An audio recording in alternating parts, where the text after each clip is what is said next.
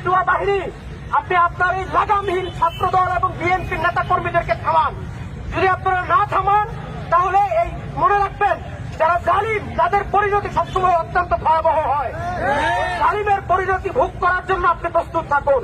পরিশেষে স্পষ্ট ভাষায় এটাই বলে দিতে চাই, দীর্ঘ সংগ্রামের পরে এই বাংলাদেশের 18 কোটি মানুষ শান্তি চেয়েছে।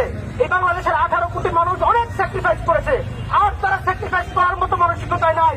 সুতরাং আপনি সাবধান হয়ে যান। আপনার এই শাসনের যাত্রা শুরু হওয়ার মধ্যেই আমরা গত 2 দিনে দেখেছি প্রায় 4টি খুন হয়েছে, প্রায় শতাধিক ভিন্নমতের যারা ছিল তাদের বাড়িঘরে হামলা করা হয়েছে। আমরা অত্যন্ত দুঃখের সাথে বলতেছি, যদি এই জিনিসগুলোকে পরিবর্তন না করেন তাহলে আপনি চূড়ান্ত পরিণতির জন্য প্রস্তুত থাকুন।